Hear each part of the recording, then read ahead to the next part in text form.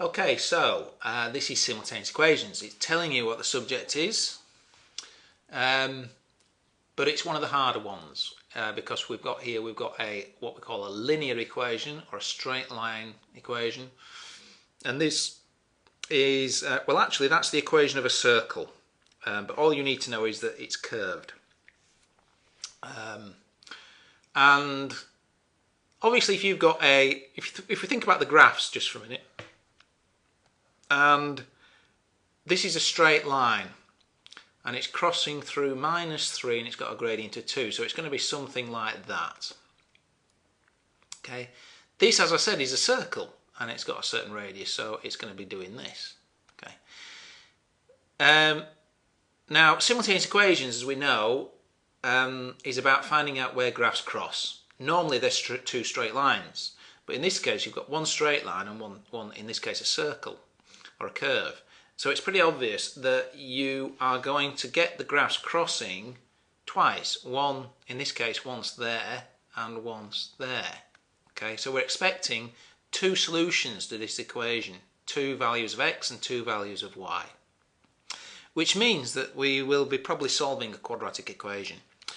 But we'll come to that when we come to it. So I'm going to call this 1 and I'm going to call this 2. Now, the way to do these is to substitute. We substitute, in this case, we've got an expression that says y equals. So if I take this and substitute it into here instead of y, okay, then we should get somewhere. So let's have a look at this. So we're going to, if we do that, we'll end up with x squared plus, and the whole of this needs squaring, so I'm going to put it in brackets, 2x minus 3 squared equals 2. Okay. Now we need to expand these brackets. Now remember, this means squaring. It means timesing by itself. So what we've got is we've got the bracket times by itself. So we need to write that like this, because I've seen some people say, oh, they just leave it like this and then they go, oh, well, that'll be 4x squared here and then we'll have 9. No, there's more to it than that. So always write it out in its full form like this, and then we can do either grid method or we can do FOIL, can't we? So I'm just going to do this using the arrows. I did grid method on a question previously, so I'm going to do it this time. I'm going to do it like this. Okay, so we get the crab claw. I always think of it as a crab claw here, and we do, first of all, we do this one, 2x times 2x. So that's going to be 4x squared. 4x squared. So that's that one done. Now I'm going to go on to this one, which is 2x times minus 3. So that'll be minus 6x. And then this one, which is, so I've done that one. This one is minus 3 times 2x, which will be another minus 6x. And then this one finally will be minus 3 times minus 3, which is a plus 9. Okay. These two terms will combine, so we'll end up with 4x squared minus 6x minus another 6x is minus 12x plus 9. Okay. Now if I take that, which is just this bit there, okay, and I'm going to add my x squared on here, and I'm going to put my equals 2 here. Okay, so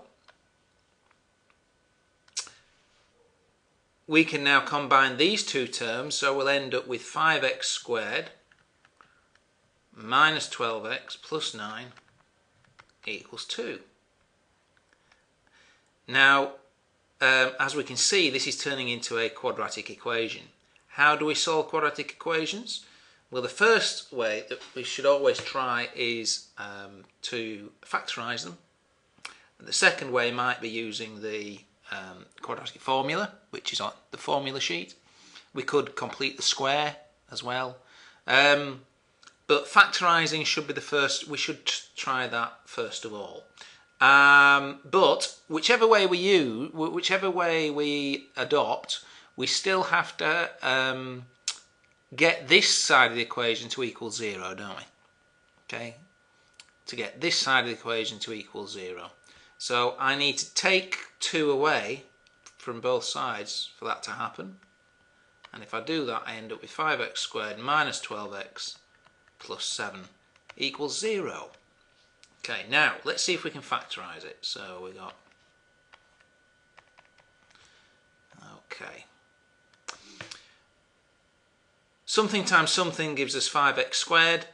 Well, it's going to have to be 5x in one and just x in the other. So that's straightforward. Let's look at the signs. We've got a plus here, plus 7, which means that this times this must give us a plus. Well, we've got 2 options there. We can either have 2 positives or 2 negatives. Yeah, 2 positives multiplied together give us a positive. 2 negatives multiplied together give us positive. Well, if we go for 2 positives, how on earth are we going to end up with minus 12x if we expanded this out again? So that's telling us that we're going to have to go with 2 negatives. And then we've got 2 numbers that multiplied together to give us 7. Well, that must be just 1 and 7. We haven't really got much option. So which way round? Well, I don't want very big numbers. I've only got 12x here. I don't want very big numbers, so I'm not going to put the 7 here because then I would end up with 35x here. And I don't want big numbers, so I'm going to put the 1 here and I'm going to put the 7 here. And then we'll just check it out by expanding it out again just in our heads. We can do 5x times x is 5x squared. That's okay. We know that's okay. 5x times minus 1 is minus 5x. And then we've got minus 7x. So minus 5x minus 7x gives us minus 12x. And then finally, minus 7 times minus 1 gives us plus 7. So we know that this is correct. Right. So this is, and then solving quadratics, this is the step that people forget how to do, and it's easy. And they go through all this factorising, they get to this point, and then they can't remember how to solve it. What you've got to remember is that this bracket times this bracket is nothing. So what does that tell us about the brackets? Well, it must mean if we've got something times something equals nothing, then one of these somethings must be nothing, because that's the only way you're going to get nothing. So it can either be this bracket can be nothing, or this bracket can be nothing. So we write down 5x minus 7 equals nothing. Okay, and then we solve that.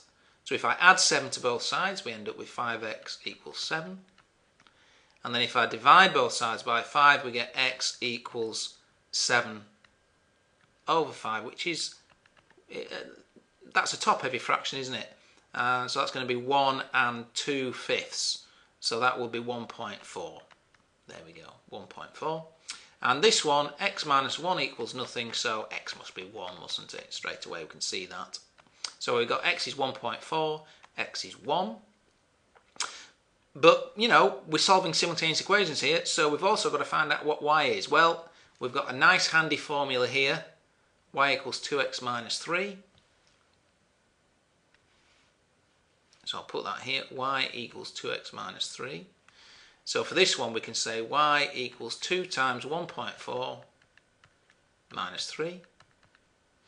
Well, this will give us, that will give us 2.8, and 2.8 minus 3 is minus 0.2.